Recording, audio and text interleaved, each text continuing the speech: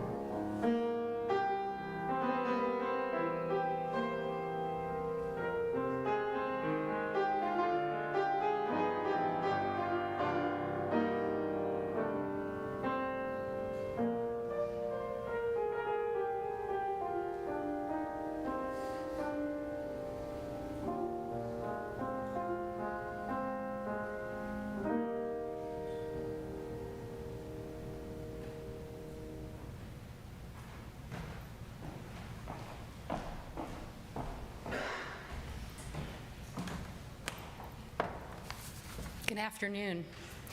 My name is Catherine Webster, but I am not the person whose title is listed here. So let's set the record straight. I'm a professor of French at the University of Central Oklahoma and a friend of Matt and Paul's.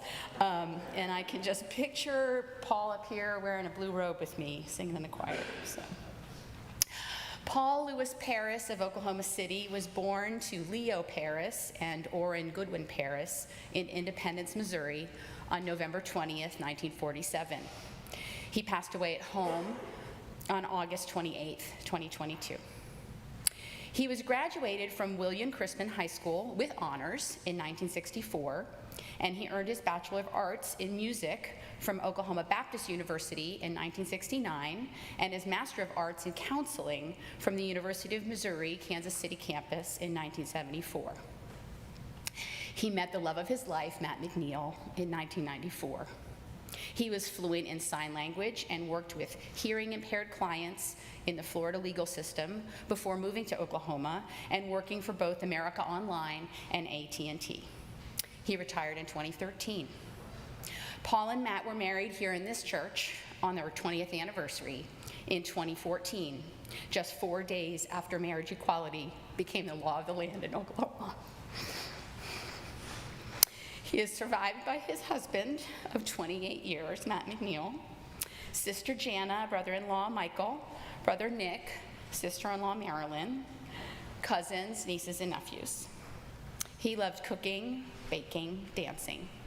Dogs, dogs, dogs. He will long be remembered for his kindness and his patience. May his memory be forever a blessing.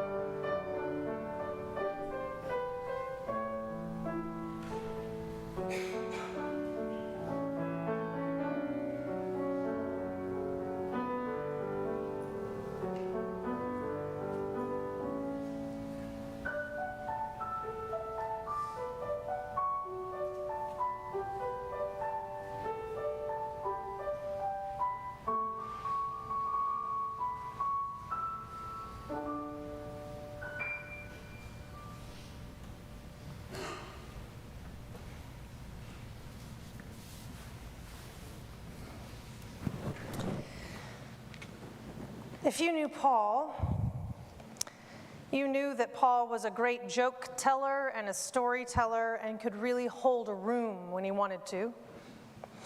So I wanted to begin this eulogy with one of Paul's favorite jokes. And then Queen Elizabeth died.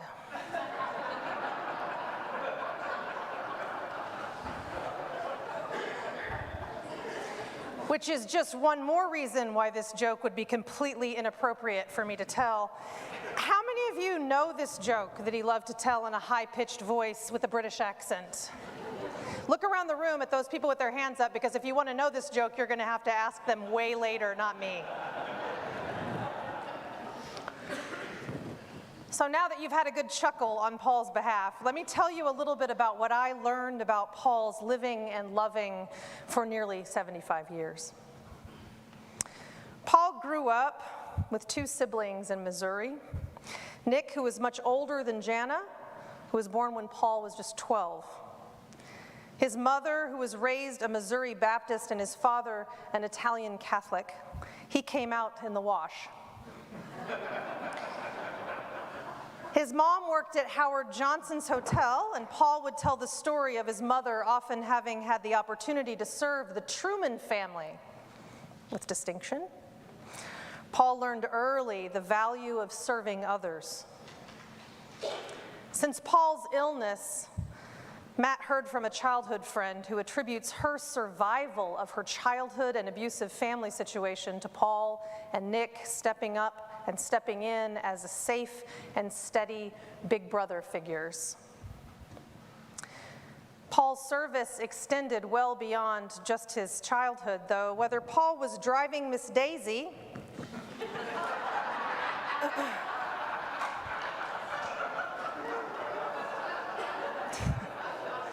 tolerating his husband's collector habit, or even giving not the shirt off his back, but the profile off his Facebook,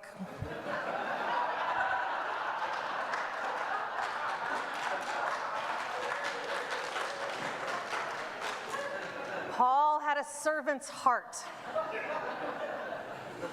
He was empathetic, curious, caring, a profoundly committed friend and confidant, and listened deeply to those whom he loved.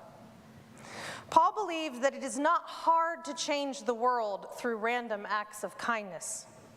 And even though sometimes he could be cynical, or maybe obstinate, or maybe a bit of a kvetcher, he made the choice regularly to lean into compassion and connection to others. And he had a very devoted circle of family and friends. When Paul was 13, their father died, and Nick left for Vietnam. And this left Paul's mother as a widow and a single mother, and it left Paul as Jana's primary caregiver. This was a lot for a young boy to manage, and it impacted how Paul responded to the world around him in a variety of different ways. One cousin remembers a story of playing Monopoly once with Paul as a kid. Paul was so frustrated that he couldn't win the game that he picked up the entire board and flung it, scattering the pieces everywhere and ending the game for everyone.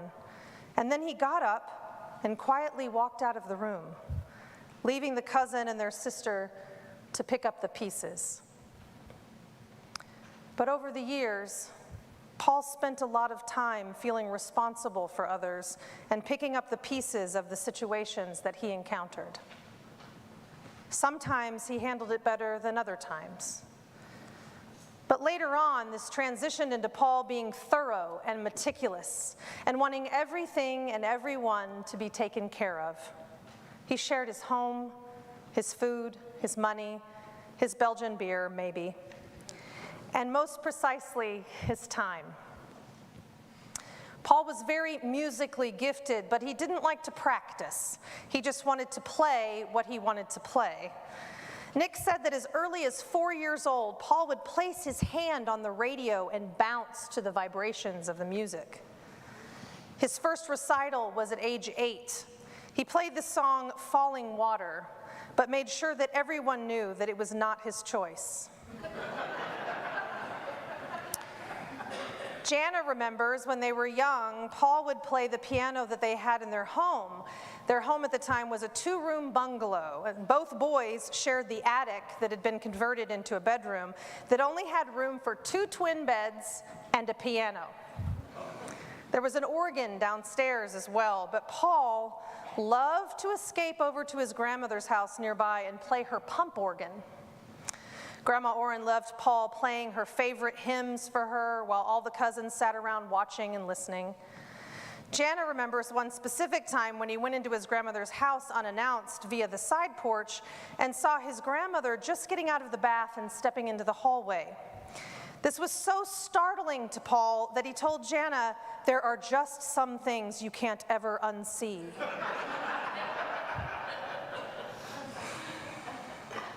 Even as a kid, Paul loved dogs of all kinds.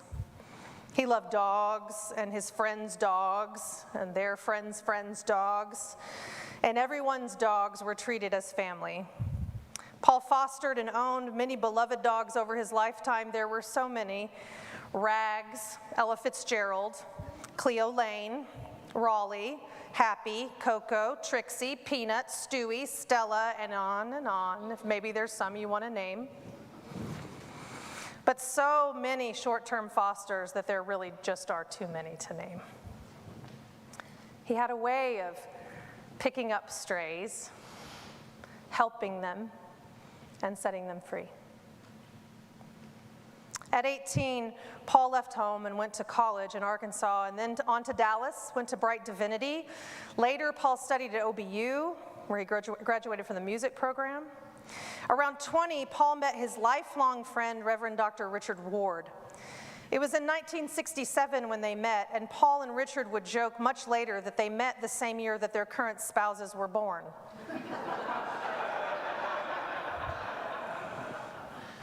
Paul was like a big brother and a mentor to Richard as they traversed adulthood over 55 years of friendship, theological growth, and differing destinies with their relationship to the church and the church's relationship to Paul.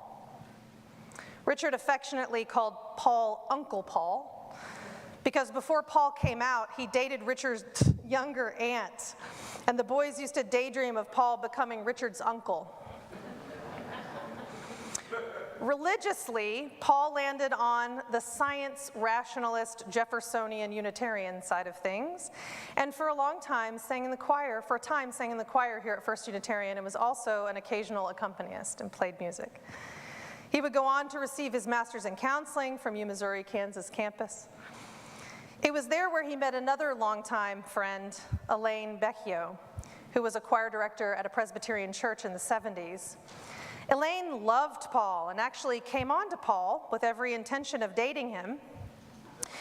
When Paul came out to her, she was even more thrilled, and they moved in together. As roommates at U-Missouri. Over the years, Elaine ended up in Florida, and Matt says that she would call up periodically and ask Matt to steal his husband. And Paul would head off to Florida, and they would catch up and reconnect with long walks on the beach. In Kansas in the 80s, Paul saw the worst of the AIDS epidemic. This was such a difficult time for so many people with such profound loss. Maybe this loss took a toll on Paul and helped Paul decide to listen differently in his professional life, because Paul took a job in communications field and had a long career in communications with Sprint and AT&T as well. He was great at what he did, but he chose to give away more of himself, his time, his energy, and his empathy, personally instead of professionally. He was devoted to the arts, classical music, Chopin, Rachmaninoff, opera. Matt told me every gay man has his diva. Matt's was Ella Fitzgerald, and Paul's was American-born Italian opera diva Anna Moffo. She was beloved to him, and he was fascinated by her beauty, talent, and life story. Paul collected some of her memorabilia. Many of you may not know that Paul had a genetic condition that caused him to lose his hearing in one ear as an adult in just a little under a year's time, so it happened very quickly. Paul's solution was to learn ASL and signed English, just in case. And in the meantime, it allowed him to help others who needed support. Paul met Matt in Oklahoma City while he was still living in Dallas. Paul was so handsome, 6'2", with a square jawline and a strong and commanding voice, which is why that joke I mentioned at the beginning was even more funny.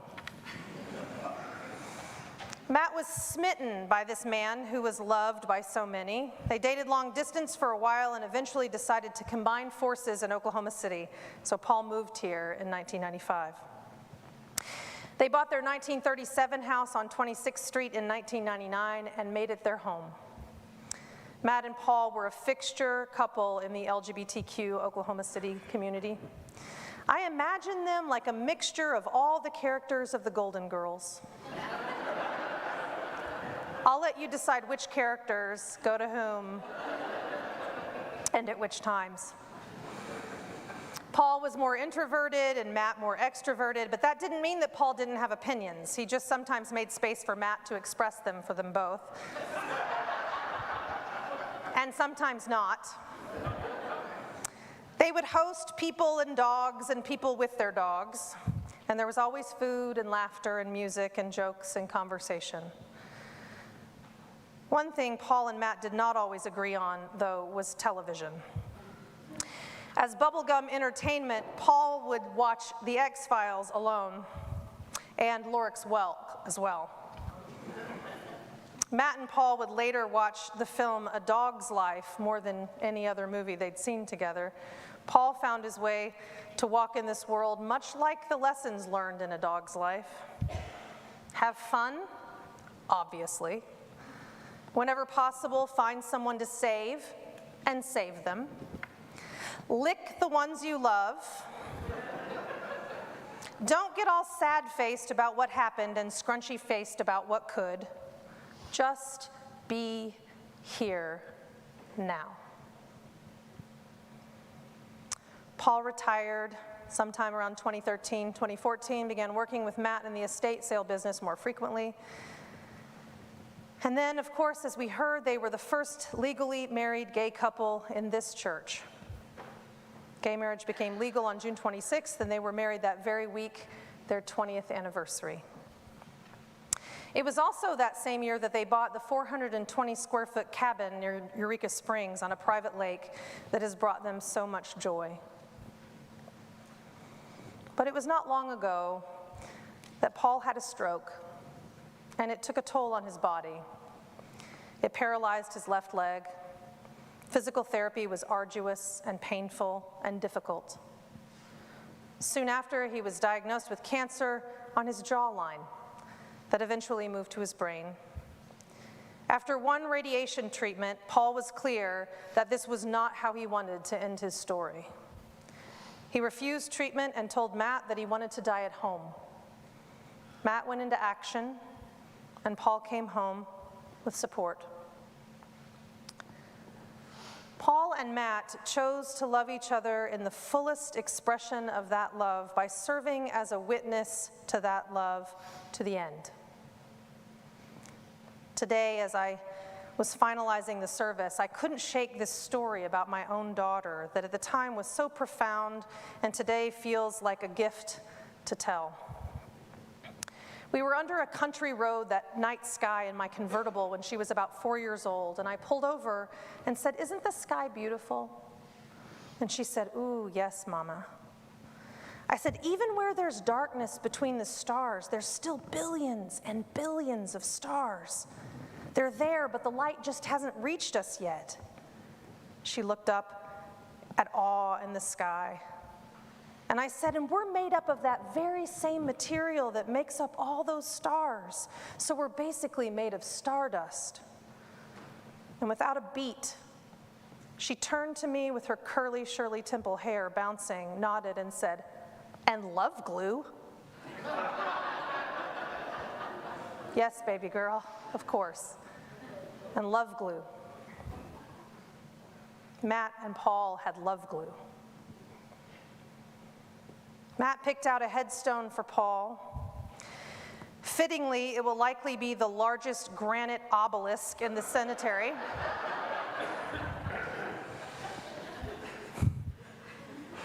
And on it will be inscripted a Latin quote from Cyrus: Amor, animi, arbitrio, sumitur, non ponitur. We choose to love, we do not choose to stop loving. Paul Paris, as we knew him, disorganized and returned to stardust, August 28th, 2022. He whom we love and have lost is no longer where he was before. Now he is wherever we are.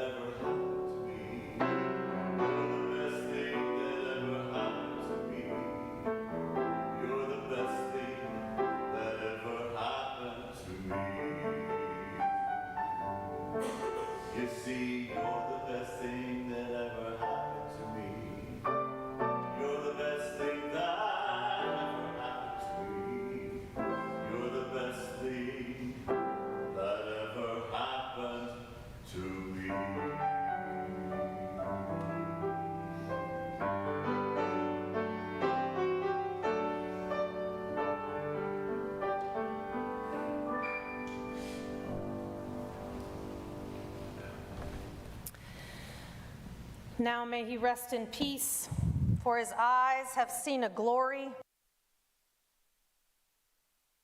His life has been and will always remain a blessing. Let us honor the life of Paul Paris by living more fully, more joyously, and more compassionately in whatever number of days ahead are still ours to claim.